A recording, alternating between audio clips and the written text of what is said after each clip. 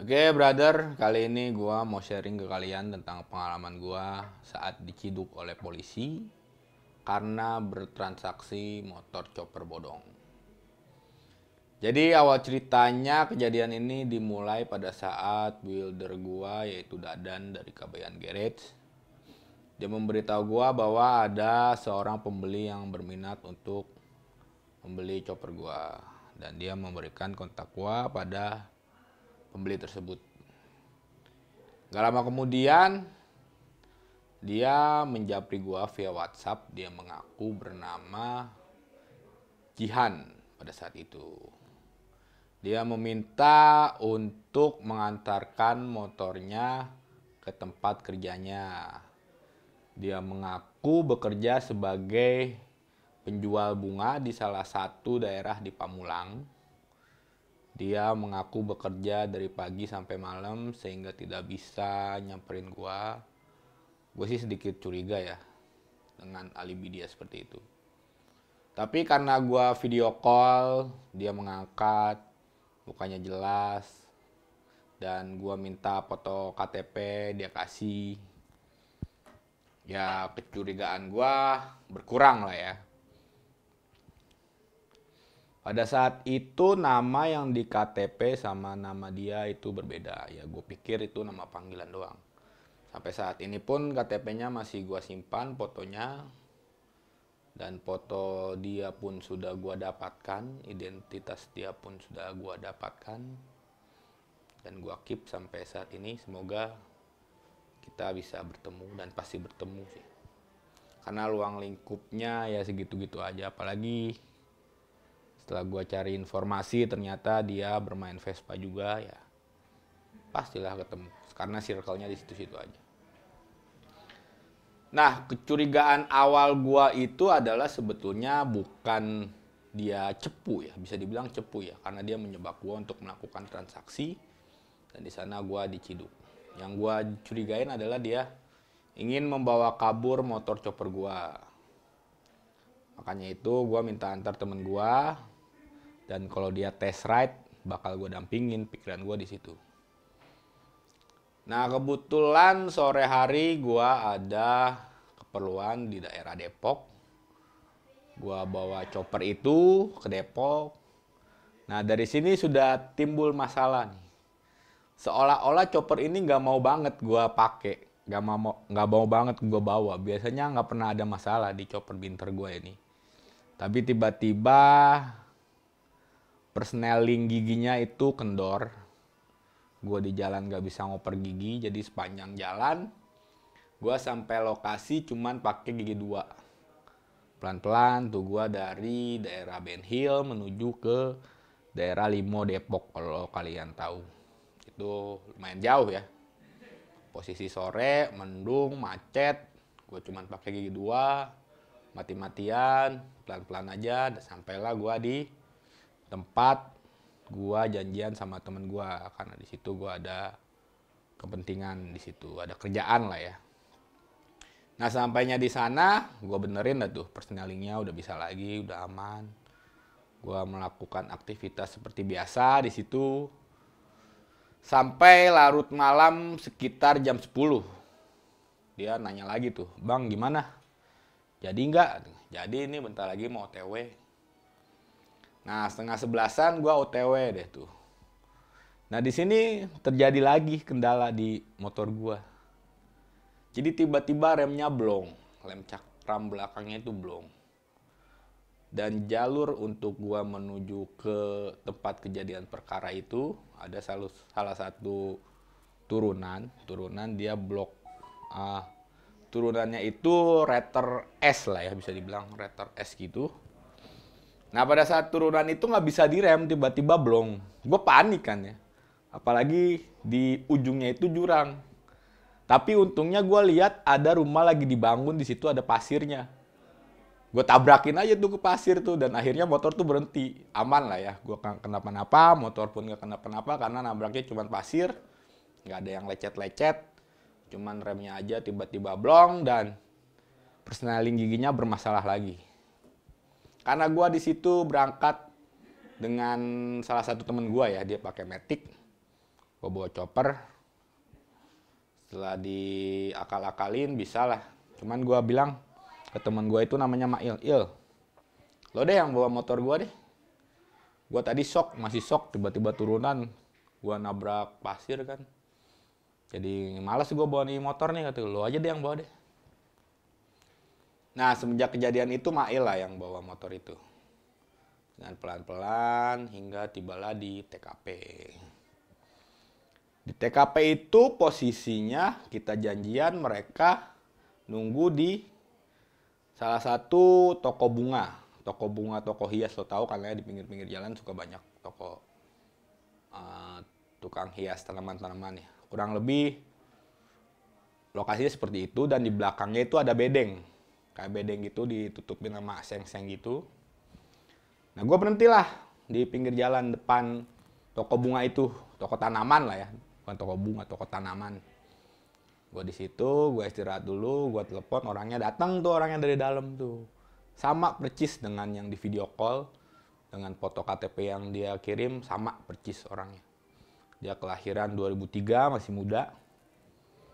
Nah di situ gue bilang lah, nih gue tadi cerita gini lah. Biasa kan ya kalau anak motor ya ketemu ya, kita saling sapa, ngobrol apa yang kejadian di jalan tadi. Tiba-tiba dia bilang gini, bang jangan di sini bang, di pinggir jalan gelap katanya, agak masuk situ dikit agak terang. Pindahin lah posisi motor gue ke situ. Setelah dipindahin ke situ, tiba-tiba ada seorang bapak-bapak nanya, ini lagi ngapain nih? Sambil tampangnya sinis gitu. Gue pikir kan ini preman sini apa gimana ya, kata. Biasa ini lagi ngobrol-ngobrol aja. Yang bener katanya. Ini motor suratnya ada nggak? Tiba-tiba nanya begitu. Udah ikut-ikut ke belakang. Nah gue dibawa lah sama bapak-bapak ini ke bedeng itu. Di dalam bedeng ternyata banyak orang yang serupa sama dia. Bisa kita bilang mereka-mereka ini adalah serse ya. Serse dari salah satu polsek di daerah tersebut. Dan di situ pun sudah ada beberapa motor yang sudah berhasil diciduk. Dan ada beberapa tersangka di situ yang sudah berhasil diciduk. Ada sekitar 5 orang. Sama gua, sama Mail jadi 7 orang. Nah 5 orang ini sudah posisinya dia duduk, bukan duduk sih ya, jongkok menghadap ke tembok. 5 orang ini berjajar. Nah gua dianterin ke salah satu bisa dibilang seniornya lah ya. Mimpin operasi di situ. Ngobrol-ngobrol segala macem karena gue banyak relasi dan gue nggak mau posisi jongkok kayak mereka. Gue duduk di atas, gue sambil ngerokok, gue sambil menunggu dia interogasi, tanya-tanya lah ya. Kata gue gini, pak ini kan motor tua pak, motor Binter tahun 83. Saya bukan hasil Ranmor kata saya, karena memang saya dapatnya mesinnya doang. Tahulah motor tua, namanya motor tua lah ya, dari tahun 83 ya, mungkin dulu ada suratnya hilang segala macam gimana. Yang pasti ini bukan hasil curanmor pak. Dan saya pun jual untuk hobis tadinya, untuk pajangan. Mereka berkelahi ya, kalau pajangan kan nggak boleh jalan di jalan ini, jalan di jalan kan bisa hidup juga. Walaupun pajangan harus ada surat-suratnya segala macam begitulah.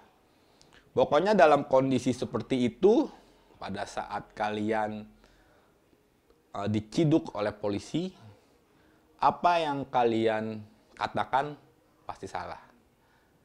Dan mereka pasti benar. Dan posisi gue pun di situ gue mengaku bahwa gue salah. Oke? Sampai di situ datanglah panitnya. Panitnya itu pembantu kanit. Nah, di situ gue ngobrol-ngobrol segala macem. Dan gue dipisahin deh dari kelima tersangka ini dan motornya dibawa ke polsek. Dengan ada yang tangannya diborgol dan ada juga yang bekas diinterogasi ala serse. Kalian paham kan diinterogasi ala serse itu seperti apa? Di depan mata gua, dan HP gua pun diambil, katanya mau diperiksa.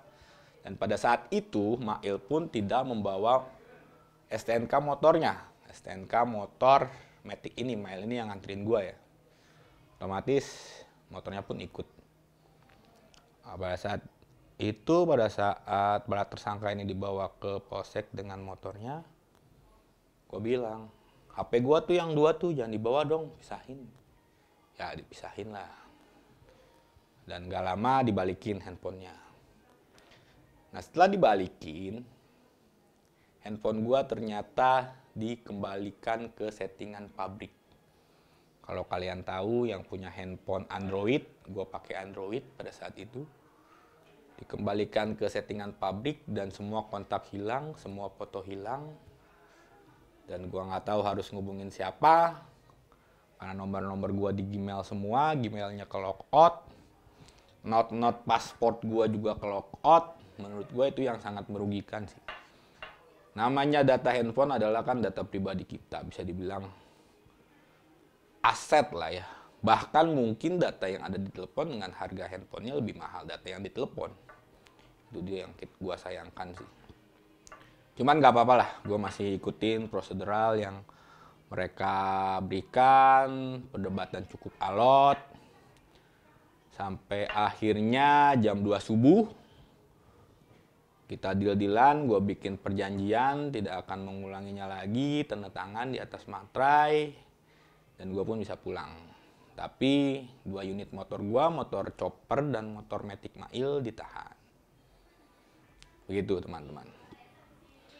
Nah usut punya usut, ternyata para serse ini sedang membidik para penjual beli motor di platform Facebook atau platform sosial media lainnya.